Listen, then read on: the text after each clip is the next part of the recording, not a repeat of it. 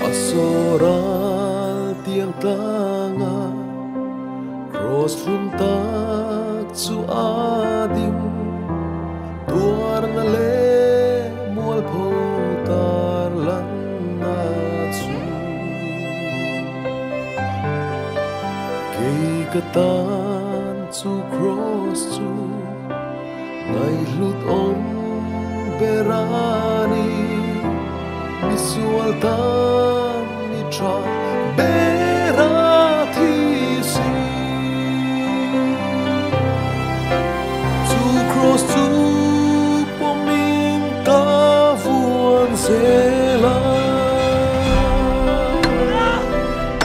ha phong dai riel ka chan malu chua ka lo vin ka vuan tlat sela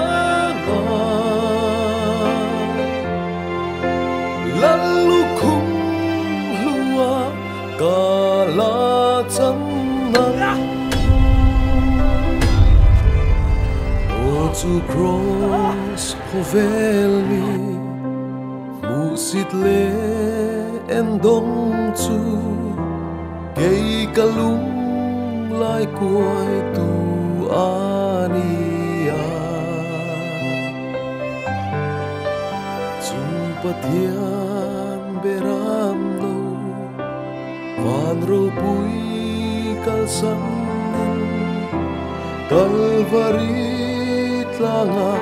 uthen vangi tu cross tu pomit ka vuan sela tha phong dai riel ka chan malo chua tha lo fin ka vuan tlat sela lalu kum lua kala chanang chung pathian shai du le hi sen luang crossa chua van nuai thang thil moi ka lo bua kay mi sual ngai dam le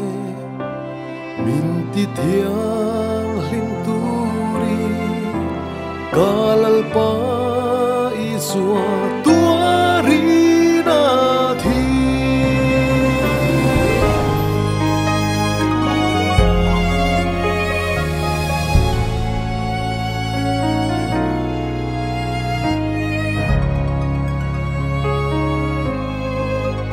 rinom le ngetakin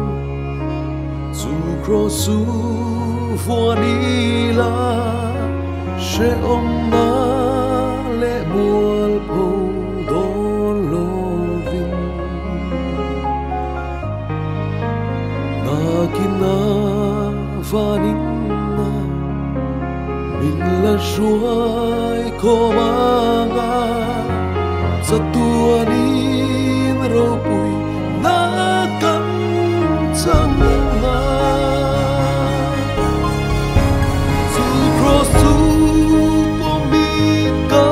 vuan sela ta phong dai riel ka chan ma